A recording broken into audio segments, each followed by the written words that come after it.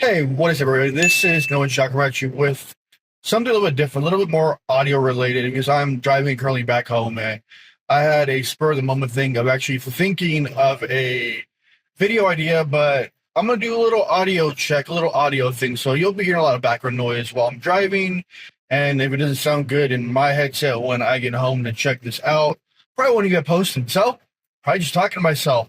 So it's in cars with Nowonshall and just talking in general.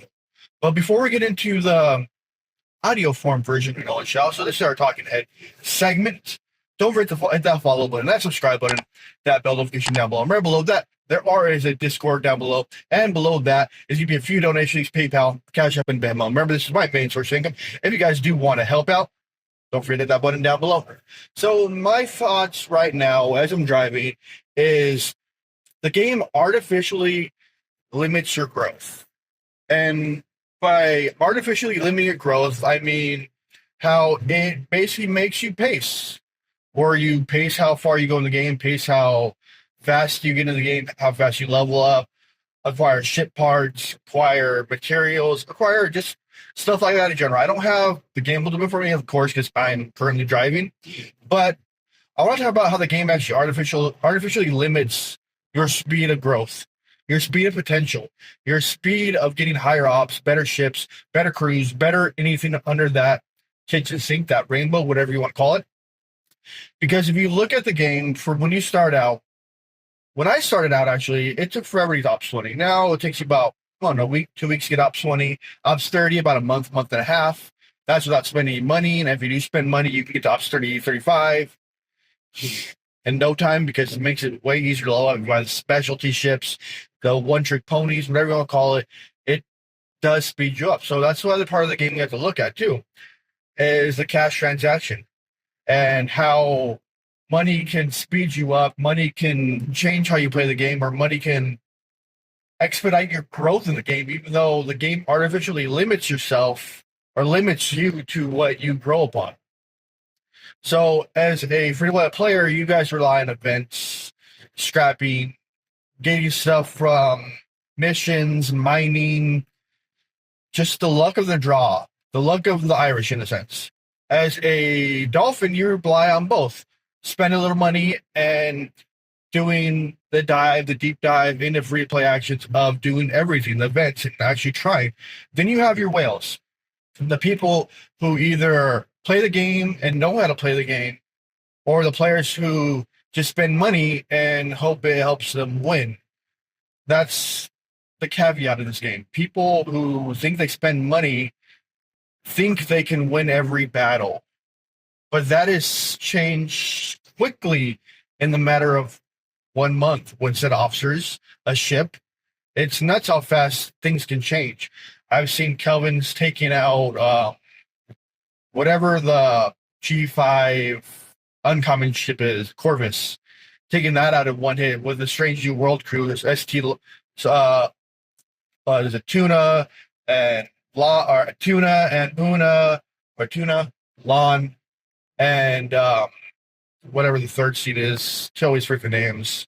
Probably screaming at your PC right now saying, "No, what the heck are you talking about? You don't know anything." Well, that's the thing, is kind of changed. And I'm going off course right now because I'm on a tangent. But things have changed in the course of the game. Players who actually know how to crew, know how to play, can beat those higher spenders now. Or free players or dolphins know how to game the game in a sense of saving stuff up, doing certain actions in game that creates more growth for themselves, knowing events, knowing how to do things, knowing tips and tricks to help progress it, knowing how to hold on for dear life, knowing how to do that. It's nuts how you think about players, free-to-play players are doing it, and some are 46 and some are 49. I'm not sure what level Decix is. There are ways of doing things in the game where you're able to advance quickly in the game without any negative repercussions, in a sense, anything in a sense. To me, it's crazy that you're sitting there strategically playing the game, thinking about what's my next move in 3 months, what's my next move in 6 months, how am I going to get to there, get to that. This game is nuts when you come down to the critical thinking people who actually critically think or listen to content creators had a plan and able to hold on to that plan. But going back, sorry, I'm all over the place. But going back to like how players think of game is instant. It's not instant gratification unless you're spending a buttload of money. And as players get the correct gratification of earning their stuff, of dealing with the artificially limited economy that we have, since it doesn't change that often. The what is it, the price of play, the price. Our daily economy never changes that much. Besides the recent, we had a refinery buff, or every 3 to 6 months we have pack buffs or event buffs that give you more resources than we had before. Just small things to help progressively push players forward.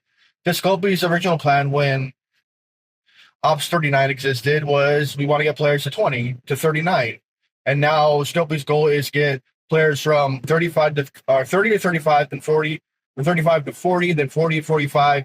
They're to keep pushing those players up, creating more of a easier time of getting up there versus the players that have been there for 2 years, 1 year, almost 4 years. Just like myself, remember, I'll be 4 years in November as playing this game, and I'm 49. There are players that have played half as long as me that are 50 plus, but they're able to spend money in the game.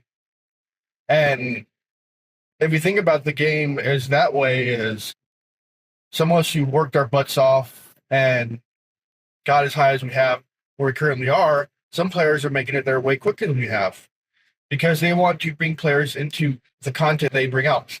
They don't want to leave players behind. And yeah, there's always new players joining the servers, joining everything, and they're trying to work with it. The events, the arcs, jump from high levels, the dolphins, the free-to-play aspects. They're always going to jump around to accommodate most of the player base in their game because they're not just aiming at whales. Yeah, that's their major source of income, but dolphins are too. A few $10, $5, whatever you spend a month on the game, it always helps the game improve. All the money we put into it helps the game improve. Yeah, I know we have rough times in the game, sometimes bad months where we don't get what we want, or we have consistent problems in the game like lag, event messing up, or as a reason Starbase issues. Some of you guys may have had it, and some of you guys may have not. There's been so much. Our first arc of DS9 has been that way, where it's really rough. But Scopely has compensated us quite well, and they buffed actually the vault. The vault was an amazing one for our first month and 6 months. And if we look at our numbers, instead of it being every 6 months we get a vault, it's every 4 months that we get a vault now, since we get stuff from the arc. We get broken ceiling rods from the arc. We get broken ceiling rods from our 30-day chest. And now they're doing the intermediate arcs, in the middle arcs of other arcs. We're getting more broken ceiling rods. So it has amplified it more. So our economy has been artificially grown a little bit more. And this game is just about artificial growth, artificial pop. That's all it's about. So either you're going to add some, I don't know, water to your farm and grow quickly, or you're going to let Scopely dribble the water on you and grow as fast as you possibly can at the growth that they are limiting you to, or at the way that you're able to do it. Yeah, you're able to raid people and get more resources that way, but you're still artificially limited by your G3, G4, uncommons, rares, epics. You're still limited by it. Ship parts after a while. Then you get higher up, uncommon ship parts.